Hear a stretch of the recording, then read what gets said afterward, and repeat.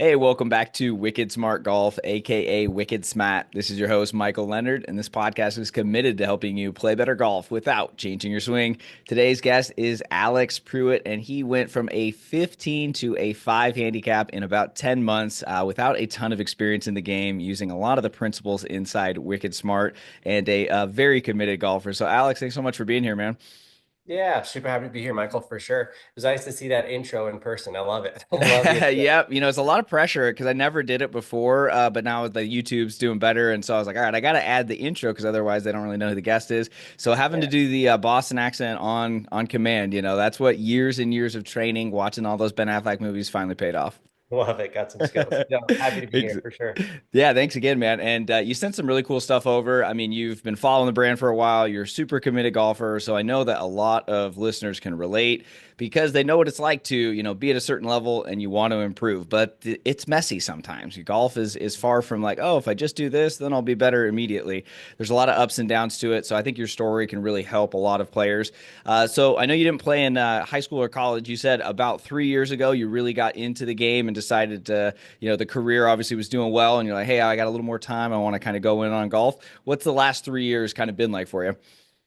Yeah, definitely. I've always loved golf, like watching it and Tiger and playing Tiger Woods on, Xbox or PlayStation. I love golf. I just never it was never part of my life. My family doesn't golf. Nobody, in my world golfed other than friends. And then got into college. I was a college athlete. So I played rugby. So that physique is not meant for golf. Um, I actually lost weight, lost muscle to play golf on purpose, to get a little slimmer. Um, and then, yeah, I got into professional career and gave it my all. And I was just made a lot of sacrifices. I would just felt like I couldn't be wasting my time playing golf and stuff. So it's never really around. Although I always wanted to play it. I loved it. I just never was around. So, and fast forward to about 3 years ago, I'm more established in my career. I've got a little more free time and a little more money because golf takes money. And I thought, all right, well, I think it's okay. I can pump the brakes a little bit, let myself live life, enjoy the things I want to, and learn the game. And so I got a coach. And I think my first chapter was learning the swing plane, the angles, understanding TrackMan. I remember my first TrackMan sessions with that coach. I was like -12 over the top, way over the top, strong physically, but not a lot of strength in the golf swing. So that first part was, I think my first chapter was learning to get the swing on plane from there and develop some good habits and bad habits. And then that got me down to maybe, I guess, kind of a 15-ish handicap where I could play a little bit of golf, and but there was still a lot of the game missing, no short game, no knowledge of how to play the game. And 3 years later, now we're down to a 5. And it's been a roller coaster along that journey, a lot of ups and downs. A lot of times wanting to sell my clubs, throw them away. So total roller coaster. I tell my girlfriend all the time, she's a LPGA player, how frustrating it can be because I give so much time and effort. But I will say that the 15 to a 5 has taken a huge amount of work. But I think I fast forward it from the podcast. Like I use a lot of the stuff I've learned. A lot of the stuff I've learned has definitely saved me a lot of time and effort. So that's kind of the Yeah, start. that's impressive, man. I mean, you really did. My whole goal, like, is with this brand and anything I share, is just to help people speed up success because I feel like it took me a long time, and I love hearing when people use stuff that I've mentioned, or you just had that. You have to have the initiative, part one, and then you got to have the commitment, which you obviously do.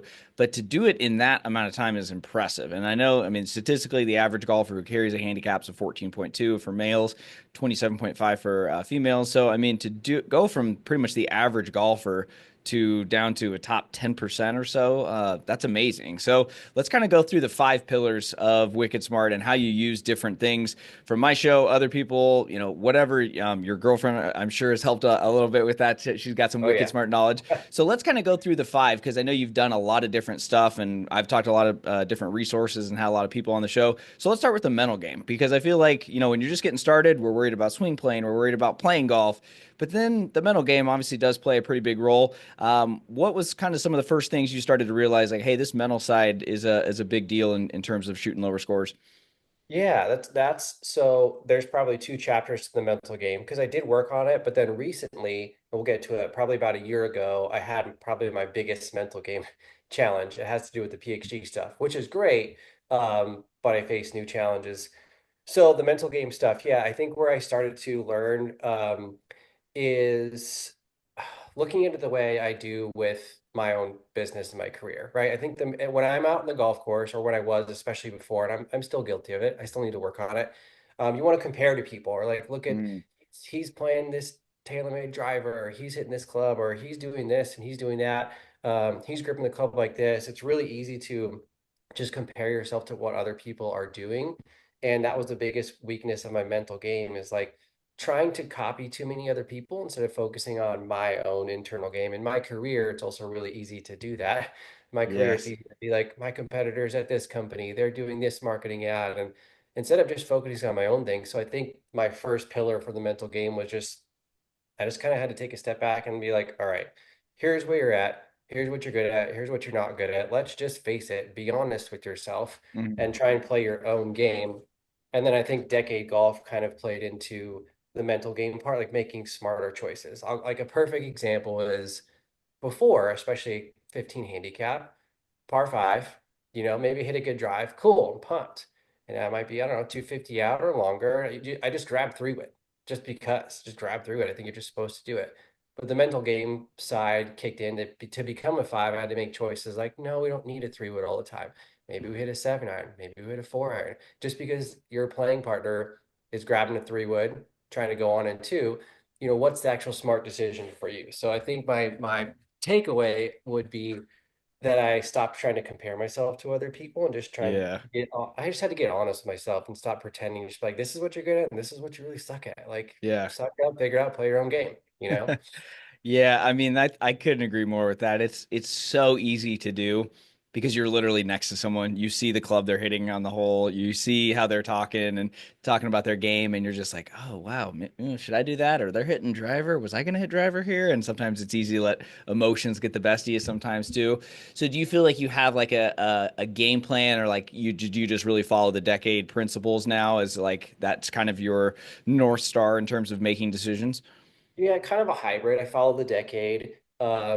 And then I have a bit of a game plan. It's kind of a hybrid decade thing, but there Hmm. are a few clubs that are kind of my go-to clubs. And I have Yeah. kind of a tactical game plan now. So I tell you what, the mental game, like from 15 to a five, I'm a totally different person on the golf course. I'm Mm. just super intentional about what I do. And I really think about the shot, not just like, all right, I'm 200 yards out, let's grab a 6 iron or whatever, just swing it. I am more intentional about where I want to put the ball Hmm. and what the results should be. And then the decade thing with like how he says it's supposed to be a shotgun disbursement, that helps a lot. On planning my shots. So yeah, I do rely a lot on the decade system for sure. Nice. Did you I know the comparison is a big one that I'm sure a lot of people can relate with. What about attitude? Did you ever feel like you were a club thrower, negative self-talk, anything like that? Did you feel like that's changed at all? Oh yeah. Oh yeah. Never a club thrower, but my Nice girlfriend's job, by the really way. You're saving yourself a lot of money and embarrassment. So, I know. I'm like, I've been tempted. I mean, I've definitely been negative Nancy, and she's like, I don't get it. Like, you are so successful outside of golf. You're so like, you're so mentally strong. And then golf, you're just negative Nancy. You just fall apart. She just kind of laid into me and was like, get it together. Like, what are you doing? And I kind of needed that. And the biggest difference is, um, the mental attitude had to change and just be really, really grateful. It's so cheesy, but it's also, I genuinely mean it. I am grateful when I'm on the golf course because I spent 10 years not playing golf when I mm, really wanted to. So now, yeah. even if I have a bad game or a bad round, when I am grateful, I'm fun. I'm a fun golfer to be around now. I'm very positive. I'm supportive. I'm grateful. If I haven't hit a bad shot, it's all good. I move on to the next one. And I think where that's helped me with the game is like I might have a bad front nine, but I can have a really, really good back nine. Or Mm, vice like I can recover a lot better than I used to. Whereas usually I just go off the rails before I'm like, all yeah. right, triple, double, double, okay, whatever, it's over. Now it's like just reel it back in. And kind of start a new nine. So yeah, it was total negative Nancy. Now you will almost never find me negative on the golf course, very rarely, because I'm just grateful to be out there. I love it. That is literally the first chapter of my first book. And when I put it in there, I mean, said have an attitude of gratitude. I really did believe on it. I didn't know how much positive response I thought people would be like, yeah, that's kind of corny. I have had so many people tell me that is like they would buy the book just for that lesson. I've had two different people say they had cancer, weren't able to play golf. Once they were healed and ready to go, they just had so much gratitude and like how much better they played. And I got the chills just thinking about it because it really is so easy to do, especially for a lot of players when you are well off financially. You are playing golf a lot. You're a member at a club. You're just playing all the time, so you kind of take it for granted. But man, like one injury happens, or something could happen in your life, and you lose that gratitude. So I'm so glad you brought that up. And I think hopefully those are three things that every golfer can implement.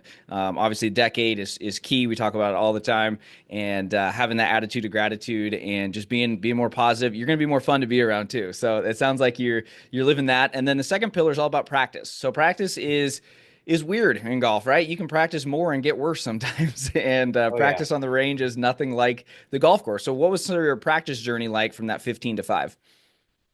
So it's a funny day we're doing this podcast because yesterday I had like what's my ideal practice session, what it is now. I'll tell you what that is and what it used to be. So this is like my ideal practice session. I'm super grateful that I can do this. I understand not everybody can do this. Ideal practice session now is warm up, start with the wedges, like chipping. I'll do some short game, probably spend 15 to 20 minutes getting the feel, hitting chip shots and pitch shots. Then I'll hit full swing wedges. Then I'll go to the 8 iron. Then I'll go to the fairway woods and the driver, about 45 to an hour. And then after that, I'll go out and play like two or three holes to whatever feel I'm working on to go implement it right on the course.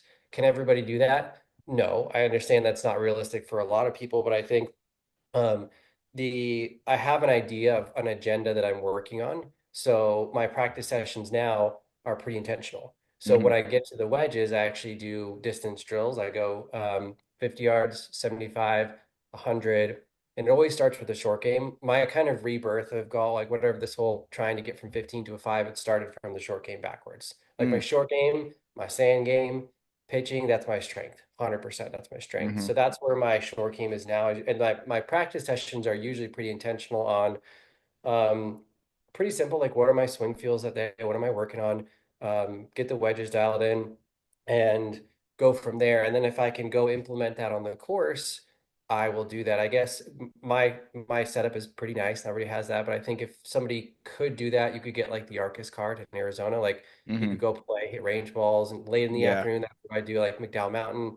It's like $30 to go out at the end of the day. So practice for an hour and then go play a couple holes, you know? Mm-hmm. Um, What about, I know you said you've used a lot of different training aids and different programs and stuff. You mentioned Tour Tempo. Was that something you got started with from my podcast or someone else? And like, how have you used that? Because I feel like when you're a 15, you're probably not swinging as fast as you are at a 5, right? So was that one of the reasons? I know Rypstick as well. Like, what was some of the maybe training aids, or how did you implement that as well? Yeah, so I think two things. So I got Tour Tempo straight from your podcast. I was like, There you that go, sounds John. cool. John, I'm I know like, you're listening. John, he's yeah, no, he's the man. We've had a lot of success with people finding that app. So I'm glad that it could help you out. yeah, I literally bought it that day, and I think the next couple of days I had some of my best rounds. Remember when I went out to Talking Stick with Betsy, and I was just dialed in. Um, I've also learned on like the mental profile, like who I am as a player. I'm super feels tempo rhythm player, very much Okay. rhythm feels guy. So tempo is big for me. Um, that's a big part of me. So tour tempo, and then with practice, understanding some of the things I've learned from podcasts are like statistics wise, how far away should I try and be hitting my wedges from if I'm 50 yards or 75 yards, like what's a PJ Tour standard? And then it helps me get more Hmm. realistic, not so upset if I'm like, oh, I'm 15 feet away. Great. That's Yeah. that's a great shot.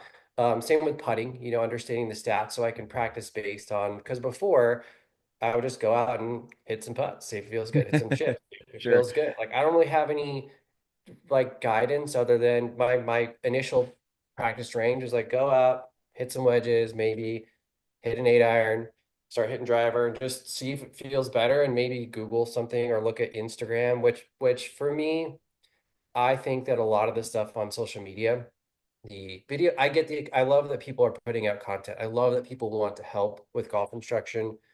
But I think for most amateurs, a lot of the videos out there aren't really that helpful because either you don't understand the biomechanics of the swing or you don't have enough foundations to apply them, or it might work not work for your body because that also messed up my swing a lot. Like this looks Mm, cool. I put my wrist here doing this movement because I yeah. saw it on Instagram.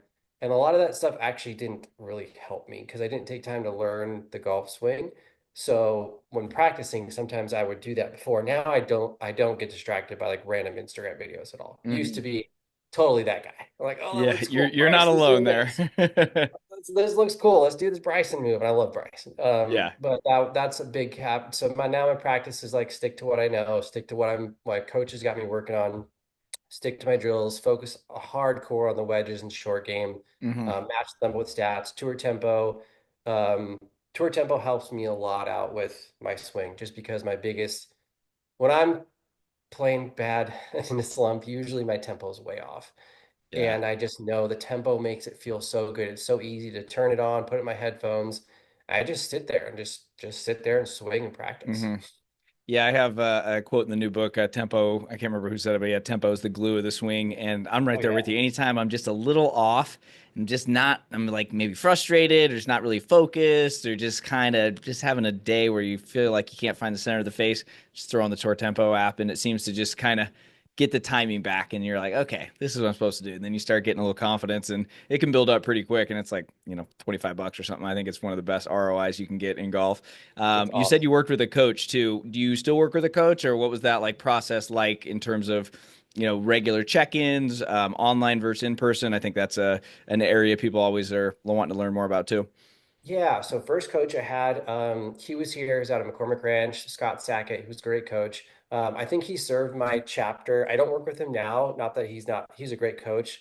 He was really good for my first chapter. Was like, let's just try and get me kind of on plane and Hmm. we'll go from there. Then I had kind of a random one-off Australian random coach guy that was here for a month or two that we spent a lot of time together. And it was okay. I've had a couple of drop-ins here and there with people, but nobody that really stuck with me. So right now, actually, Hmm. the girlfriend's coaching me, believe it or not, which Oof, boy, that's a bold works. strategy, I know. Cotton. Trust me, I know. We got to keep the relationship separate. But I mean, I'm super grateful because she's a tour player, currently active. She practices pretty much 9 to 5. So the things I learned from a tour player are things that most coaches don't tell me. Mm, Not that they don't want to, but they're focused. I think there's a difference. My whole learning journey has been so different because I think with what I've experienced with golf coaches is usually very one dimensional. It because that's how they have to teach you. yeah. It's like usually we're just focused on your wrist or your body here, but with like a tour player, it's not really one dimensional. It's more of learning so many other fundamentals of the game. So Hmm. I feel like with practice, what I've experienced is I can golf practice and golf lessons are like you're just practicing a movement, but in order to get better at golf, you kind of have to learn and experience the game. You otherwise you're never going to get better. Because when I crossed that bridge, I'm just so lucky that I'm playing with better players. If I would give anybody advice, it's like you're not going to get better playing with your buddies all the time. Go play with like a really low handicap player and just watch them. Like a few weeks ago, I played with this kid, randomly got paired up at TPC Champs. He's a 23-year-old Corn Ferry player. And I learn a lot from just watching him when I'm on the course. I watch how his grip is, his position, ball position, his choices. So I'm like a very visual learner. When I watch Hmm. people and I watch people swing and their choices, I pick that up. So that's been super, super helpful. So that's my coach right now is the girlfriend, but she's a tour player, which is awesome. So That does help. Yeah, you brought up a good point there too. Playing with better players, it's again goes back to what we talked about earlier. You have to get over that fear of comparing yourself to, hey, wow, they're so much better than me, and be like, wow, they are so much better than me. How can I learn from them? Because a lot of times, if you just, it's exposure, right? If you want to make more money, hang out with rich people. If you want to be better at golf, hang out with people that are better golfers, right? So it's oh, like just so true. starting to see that. So I think that's a great concept. And yeah, it's not means you can never play golf with your friends again, but sometimes if they're just cool being there 15, 20, whatever handicap, sometimes it's going to be really hard to break out of that. And sometimes they don't even want you to. I've actually seen that Yeah. as well. So yeah, sometimes to mix up your environment's never a bad thing. So we got the first two pillars. What about putting? Because that's a big area for most golfers to improve with. How was your putting when you were 15, and how has that improved now that you're in the single digits? Yeah, I'd say putting was it was okay when I was 15. It wasn't great. I think my distance control and lag putting was bad. Mm. As it would be for a 15 handicapper. As most golfers, yeah. Yeah, I never really had any putting coaching. None of those golf coaches ever had coached me on the putting stroke. Um, the best thing that's helped me with the putting was before I had Wicked, or not, before I had the Tour Tempo, I used a metronome. Hmm. And I got that from the girlfriend. She's like, "Putt to a metronome." So drop it Yep. down. So putting's gotten a lot better. So typically when I do putting or like when I warm up for a round, first I start with lag putts to get the feel for the speed, the green. So I'll start like 30, 20 feet out, get my speed down, then I'll go back into 10 footers, 5 footers, then I'll go hit balls, and then I'll come back and putt again. So putting has changed a lot. I do a lot of putting drills where I need to land the ball within a certain area. I'll put out tees 5, 10, 15, 20 feet and just work on speed because I Hmm. think if I can get my speed control down, I'm usually going to be okay. Like I won't 3 or 4 putt like most people do. Is usually speed was my biggest issue. And then I will Hmm. say I switched to the lab putter. I'm not playing it right now. I'm playing PXG's version, which is the Allen, which is zero torque. Both of those I love. Like I was playing a really Yeah, cool looking Scotty just because everybody loves Scotties, and it's sure. cool. It's like I got a Scotty. This means I'm a good golfer. But the zero torque stuff, it's a real deal. I don't think it matters what brand. Like I love them both, but that helped me a lot is getting to one of those zero torque putters that just I don't have to do too much work. So that helped me a Hmm. lot. Yeah, the equipment side of it's huge with putter too. I mean, you got to look down and love that thing and feel the Mhm. confidence. And I've heard nothing but positive things on the lab, and it just seems like you said, if you can find a putter that kind of does the hard work for you, I feel like that can help. What's your putting routine like now? And is that something you've thought about and really like stepped through each process and like how you read greens, how you think about putts, like how always trying to figure out how we can get you to scratch or better. So what's that putting process look like? Yeah, so I guess how I would read a green, typically what I'll do is I'll look at the whole green as a whole, like the whole, take a step back and look at all of it and find the highest and lowest points from the whole green to assess it first and figure out, okay, the highest Hmm. part's over here on the left, lowest part's on the right. It's probably going to break that direction. I did learn how to read the grains from a Corn Ferry caddy from Q School. Nice. So I spent when I was watching, this is a really cool thing. I had to watch my girlfriend play in Q School stage 2. She had to go back down from a car accident, but I spent a week with a tour level caddy and I watched him and I went through and he showed me how he reads screens and things. So my process is first look at all the high points, low points, then go back behind the ball, look at it from behind it, look from across it. And I do all this pretty quick. I'm not a slow player. It's all pretty quick. Then I still like the good old fashioned aim point. I kind of feel it out. Um, and I don't do any practice strokes. I Okay. pick my line. I do no practice stroke. I don't like practice strokes with putting. Hmm. Some people do. Yeah, I it's about like, finding what works for you. And so yeah. if as long as you feel good with it. So are you behind the ball and then walk into it and you just when you're set up to it, you're good to go? Yep. So I got my line. I draw my ball. So I line up the line where Hmm. I want to be. I usually will take my putter and I will line up my putter behind it, kind of aim it. So I got my line, my visual line of my putter. Hmm. Get down, check my line, stand behind the ball, take one look at the hole, come back, and then my eyes just stay focused on the ball and then I let it fly. But for me, I Hmm. don't really like practice strokes. I just Yeah. walk in super confident and let it fly.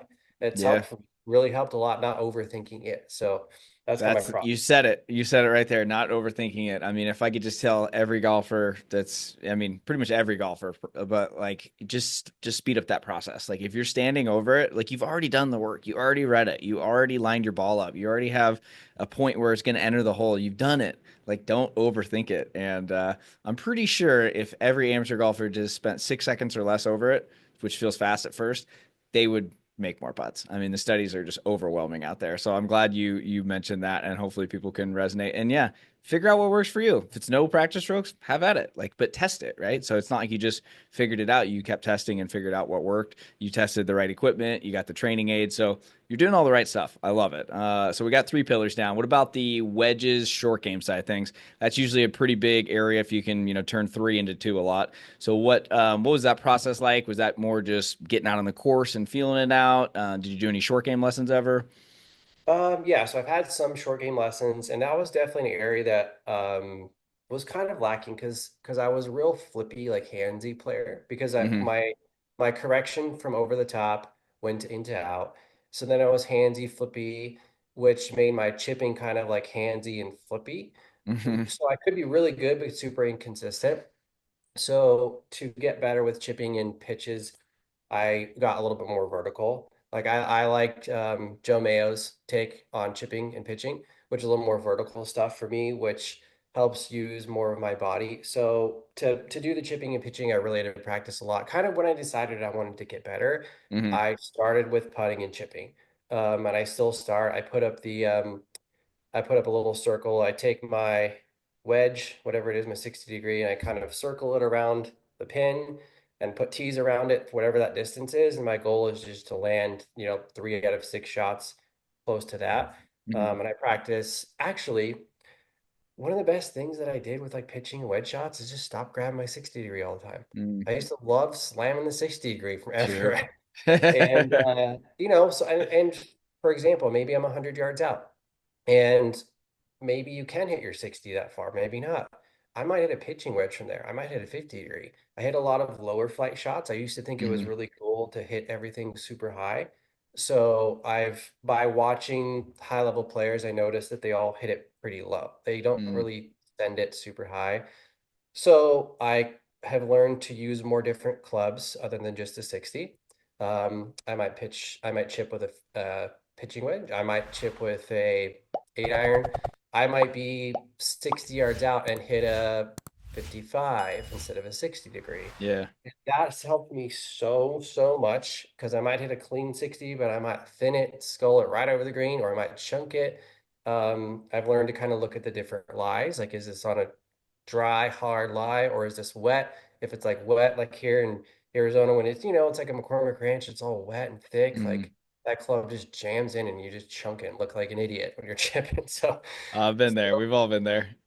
that's kind of my best answer to those is getting a little more variety in the bag, getting a little Mm. steeper on it than Yeah. and using my body, like chest and my body more. And then again, tour tempo rhythm, like I was at the waste management.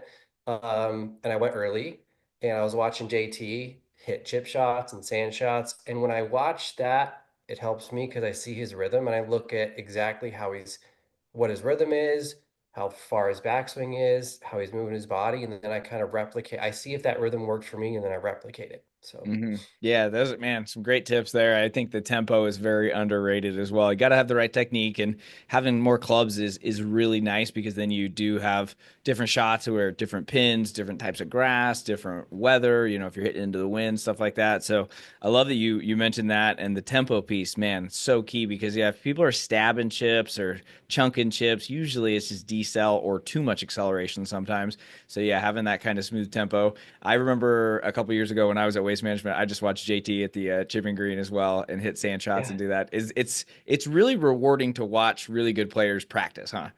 It's so helpful. Yeah. I mean, Yeah. and it just goes back to the first thing we talked about, like play your own game. Like where some people I'm playing in tournaments and people I don't care what clubs they're hitting. Like I'm gonna hit what works for me and usually it works Mhm. out better. And yeah, and watching those Corn Fairy guys play, it's so helpful to just watch what they do, but actually pay attention. So yeah, Mhm. definitely. Love it. Yeah, and then the final pillar, we'll get into some tournaments too, because I know I mean, you also jumped into that realm, which is a whole nother beast. So before getting into that, the final pillars, of course, playing wicked smart golf, having good strategies, good course management. I know you went through decade. What were some of the things you felt like helped you out? Was it driving, approach shots, just, getting more clear about your targets? Like what about that side of the game has helped in the quest of dropping 10? I like the fact that even I've heard Scott on podcasts and stuff say like more often than not you should be swinging your driver. Like you need to be hitting that a lot. And I did always hear the cliche thing like drive for show, putt for dough. But really, if you want to get your handicap down, you got to get the ball off the tee. Like you have to become a good driver. That was my weakest link. 15 handicap me versus now is I might get hot, but more likely or not, I'm going to miss a lot of fairways. Now I hit a lot of fairways in regulation. I started so with decade. So to answer your question on that, to playing wicked smart golf, The biggest thing for me was to really start hitting, having serious goals of hitting more fairways, hitting more greens, but getting committed to that driver. Like, let's work on the driver and get it off the tee because, Yeah. yeah, I can putt and chip, but it's just where, for me, I was losing so many strokes, slicing it or pulling it out of bounds, Mhm. or thinking three wood was better because maybe I want to hit the fairway, and then I only hit the three wood like 230 or 220, Yeah. and now I have 200 yards out, and it's like I should have just hit the driver anyway, Yeah, So exactly. that's what would I used to make all those mistakes. I used to choose the wrong club off the tee. I used to choose the wrong club on the approach. And now I base it off of that, which I learned from Wicked Smart Golf. That was super, super helpful. And then I really it's super important to get off the tee. And what I have tried to do is eliminate one side of the fairway. So Hmm. I'm Play a trying to fade or a draw. play. Yeah, now I should play a little bit of a fade, a little baby cut. I used to play a Hmm. draw with had the into outswing, which looked cool. But I play a little bit of a fade now with the way my swing is. It's a just a different plane. So I try and eliminate the whole left side, just hit cuts and draws. So I Hmm. mean just cuts and fades. So Love it. And yeah, one point I wanted to just reiterate that you said when you hit three wood, it's not as good as people think. There's a great graph in the new book that I found from ShotScope or Arcos, and basically, no matter what handicap, you only hit 1 to 3% more fairways with it, and you're then going to be 20 to 40 yards back of driver, which then is going to increase your scoring average. But anytime I post that on social media, I get a lot of pushback, so it's always fun to show some numbers up there. So I'm glad you found that out. And I know you work with PXG, and you probably have dialed that driver in too. Was that something you found helped out a little bit? oh yeah, I will say that is super cool. And that's kind of that was a couple things I probably had to work on too, is like, getting sponsored by PXG is cool, but then I just felt this little inherent pressure like, oh, now I have to Mm. be really good. Like, because people do recognize me now, like, oh, I see you on the random people sometimes on golf courses, like, oh, this has happened. Or, oh, I've seen you on PXG's page. And you feel like you have to be a better player now. Or your buddy's like, oh, Mr. PXG, let's play with you. Yeah. So mentally, I had to kind of get past that and be like, it's all good. I'm just another amateur. I'm really loving the game. I Hmm. appreciate what I have. Super grateful for what I have. So I think for the first like 6 months, I was a little bit stressed out of really like, I gotta be scratch. I gotta be scratch because Yeah. now I'm PXG, I gotta be good. And then I kind of got over that. Um, but yeah, having the cool thing is do getting your equipment dialed in. I think you said it best. Like, it doesn't really matter what club you swing. Hmm. I can have a bag of a bunch of different brands. Since I have them, I have almost all PXG stuff, but getting a really good fitting did help. Getting the driver down, I could go into their store anytime, tweak stuff, change the shafts, change the lie angles. So that I never really had a good fitting before, and that did really, Hmm. really help cater it to my game. So Love I it. don't think I'm going to go low without getting like not just a good club fitting, but to my strategy too. People that know my Hmm. game. Yeah. Yeah. 100%. Have you tried the mini driver yet? I love the mini driver. Yeah. My Did you already secret add it in the weapon. bag? Oh yeah, that it Nice. sounds weird. It sounds like a high school t-ball, like a aluminum bat when you hit it. But I played at GCU. I'm not kidding. I hit it twice, which was off the deck on par fives, and the long ones out there from the back, and I was just Yeah. ripping the thing. It is awesome. I'm a big, big fan of the mini driver. I do use it off the tee sometimes, but Yeah. it's a cool club. It's cool that you can hit it off the deck too. When I first got it, I'm like, this thing is not very mini. Like it's twice the size of a normal three wood. But then the Big. loft and the shaft combo makes it pretty easy to hit off the deck. And then when you do hit it off the deck successfully, people are like, "Ooh, who's that guy?" Oh, That's because it cooks. You get yeah, way down there. I mean, yeah, you yeah. can squeeze a lot of distance out of it. Totally. And also, I wanted to just let you know last year, Wicked Smart Golf really took off, and I had some serious imposter syndrome playing in tournaments because I was going through a nasty slump and I felt terrible. And I would be playing and be like, wow, I can't believe I have to talk about this. Like, and I would go down that mental spiral sometimes too. So I fully get it, man. It's crazy the tricks that we play. And so with our minds try to play with us. And so now I'm just like, I don't care. Like I'm literally, we're all gonna be dead one day. That's my mentality. And I'm like, I just if you like I think with social media, I like to share the failures just as much. Like I played in a waste management qualifier, had a zero birdies, not going to help you qualify, and I posted it, and people like loved it, because I'm like I'm not trying to. I used to try. I wouldn't say run from it. I just wouldn't post it or talk about it as much. But yeah, it's one of those things where ego can even try to protect you, with that side of things. So that's cool that you're working with PXG. I love your content. You guys do great stuff. So keep it up. And if anybody hates on you, remember hate always comes from below. So. I had a super funny tournament experience. I want to Um, hear about the tournaments because when did you start with the tournaments? Because everybody always asks me, when am I good enough to get into tournaments?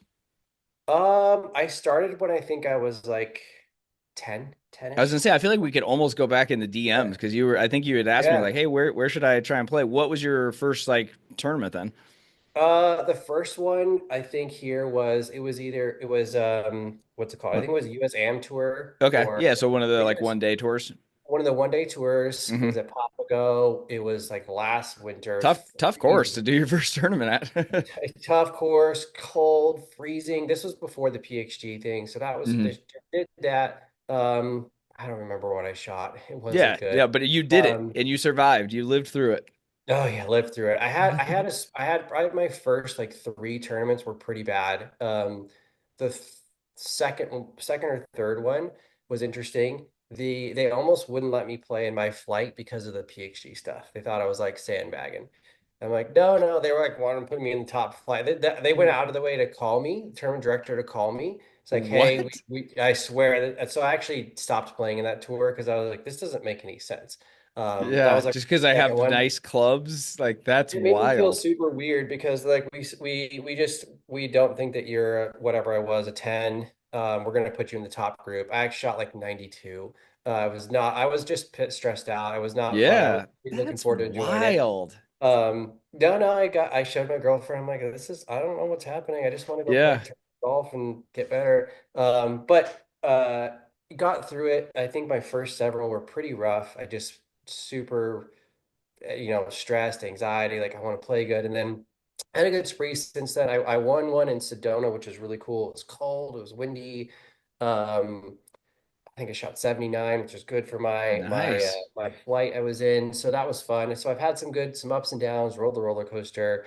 Um, but when I always think about my tournaments, it's kind of like golf doesn't really owe you anything. Sometimes in my mind, I'm like, man, I'm grinding. I practiced 5 times this week, practice my putting, but it doesn't matter how good you are, it doesn't owe you anything. But I do think that the more you give to golf, the more it'll give you. Like I've got some cool experiences. I've been able to play with some really cool people.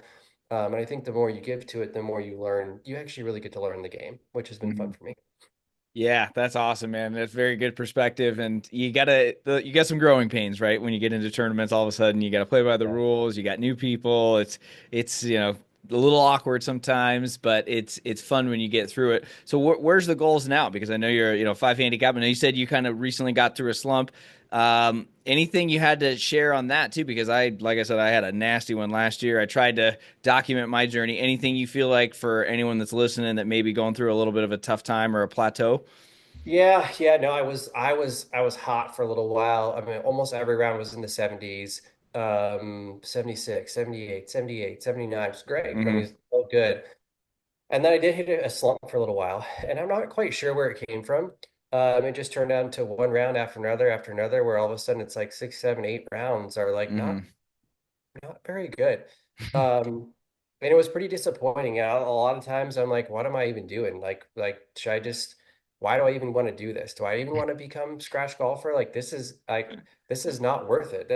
How can Yeah. I go from like consistently shooting in the high 70s and now I'm shooting 92, 86, 84? Like now, like what happened? And you just go through all this mental pretzel. And I didn't really have a good answer. I just had to kind of get through it. And then I think um, I just kind of put my head down and was like, let's just keep working and see what happens and not take myself too seriously anymore and just understand that this is a process. I think one of the biggest things is having the people around me like the pros and the ex pros that they just said the same thing. Hey dude, you're going to go through it. You're going to have some slumps. Just kind of deal with it and we'll figure it out. And now I'm on the upper end. I'm feeling pretty good. Swing's actually feeling really, really good. Had a lot of good changes.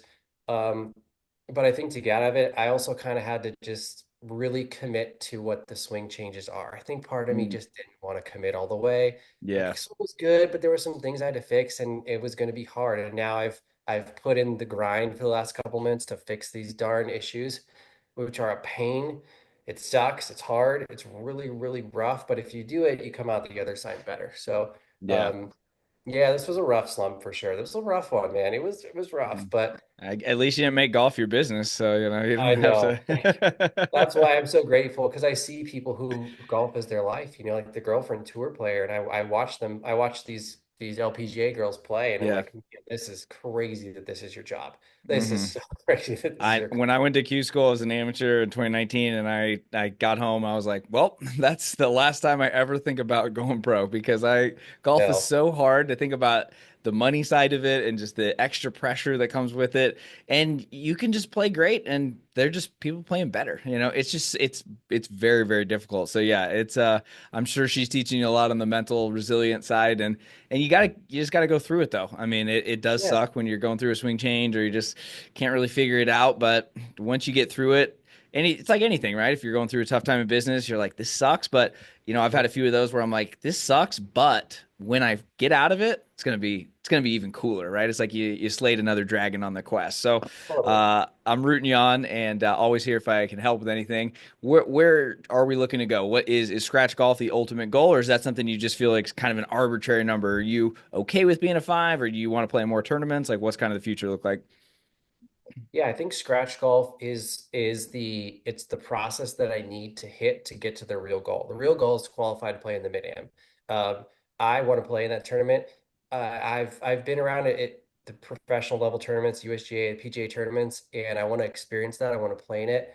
And that's the goal of mine. So I think getting to scratch is just gonna happen. I'm gonna have to make it happen in order for that to goal. So Hmm. goal is keep playing in some more tournaments. Hopefully see you out there in some AGA stuff and play with the big boys. I want to play with the college players, the wicked smarts. I want to play with the big dogs and get more into that world, like the more competitive tournaments. I Hmm. want to play with the zeros and the pluses and then qualify for the mid-am. So that's the path. I think I used to have scratch stuck in my head. Now it's more the mid-am, and I think the scratch will just kind of come down along the way. So Hmm. What did we say it was to get to qualify? For those that don't know, USGAs have different requirements. Like I'm signing up next week for the US Open qual, and I think it's a plus point or point 0.5, or maybe it's a one. What is it for the mid am? You said yeah, 2.9? mid-am's 2.9. So we're getting there. And I think Hmm. I think once I get to a 2.9, I will be confident. I think I can hang with anybody. 2.9 is still a pretty good player. Pretty solid player. So and we'll get there. I think I have all the tools and the resources and shoot, I listen to your podcast all the time. I soak it in. And when I'm not working, I'm a major golf nerd. But I will say it ain't easy going from 15 to a 5. Like it's hard. Yeah. I work on my mobility. I lift, I work out 5 days a week. I listen to the podcast, I study. Like I actually put a lot of mental time and effort into Hmm. doing it. And it's prepare if you want to even go any lower, like even just to go from a 15 to a 10. It's a lot of work, but I Hmm. enjoy it. I like the grind. I'm a grinder. Yeah. I like the Yeah. grind. Exactly. Yep. Well, I mean, you're successful in business, so I'm not shocked you found success in golf. There's so many parallels in life and business with this stupid game that we love so much. So, rooting you on, definitely. What's the best place to follow you? I know you have some great stuff with PXG and obviously your business. Yeah, I think just Instagram. So my name, Alex Prewitt. IG is where I put most of my stuff, and I'm gonna start sharing more of my golf journey on there, just to relate to people. Like if you're Hmm. just an average dude like me who didn't grow up playing and you want to get better, I'm just gonna share the things that I learned, and along the way, hopefully they will help people. But for real though, legitimately, podcasts like yours do help a lot. It's like such a good resource. Not to give you a shameless plug, but it is. It's like I use it. I use every advantage I can get, tour tempo. I'm like, all right, let's bring it. This is super. It's a great resource for somebody like me who doesn't know the things that you guys do playing 20 years. Like I don't Yeah. know these things. Yeah. So I have to learn them somewhere.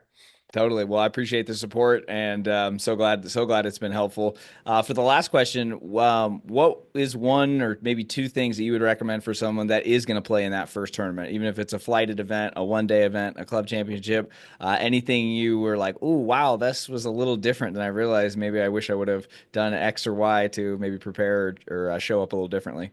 Totally. Yeah, come up with a game plan. Like look at the course scorecard and decide ahead of time what you're going to hit on each hole. Hmm. So I when I did that, I played a lot better. And then so I would simulate some of those shots in the range, like, okay, hole number one, par four, I can hit driver. I should expect to hit pitching wedge or something in after that. So I really actually thoughtfully planned out, like have a strategy going in, and it's not going to go your way. It's going to go it's gonna get might get screwed up on the first hole, but at least I have a game plan going in and something to follow, which kind of kept me from going off the rails. Even Hmm. if you go LB in your first shot, okay, what was your game plan on hole number two? Just go right back up to it. So and that's my number one thing. There's a lot of stuff, but I just like having like an actual game plan going into Hmm. it on what I'm going to do, like how I'm going to handle each hole, what the clubs I'm going to hit, and that might change when I get there depending on my body's feeling. But that was one of the most helpful things. And then also just stay in your lane, like play your game. There's a lot of I have made some dumb choices, and to be fair, You're not alone. I just played in a Papago tournament and I just hit the wrong club on the hole. And I'm like, I know better. I hit a driver when I should have hit the mini driver, actually perfect mini driver hole. And driver went too long left OB. And then I had to hit the second shot, go back up, tee it up again, hit the mini driver, perfect shot. So I still make those mistakes, but those are my Yeah. two biggest things that have been helpful. So Yeah, those are really good ones too. And yeah, having Papa goes mean though. Don't beat yourself up. uh, I've had some 84s out there. I've had a few it 72s, gets me. but it's a tough course. So I So uh gets me. yeah, I appreciate you sharing so much, Alex. Honestly rooting you on. And thanks again for, being a part of the Wicked Smart Golf journey for a year plus. And I'm so stoked for you. And anything I can do to help. I know you're definitely gonna help a lot of players with this episode. So thanks again for being here. Yeah, awesome. Appreciate being on. It's a great time.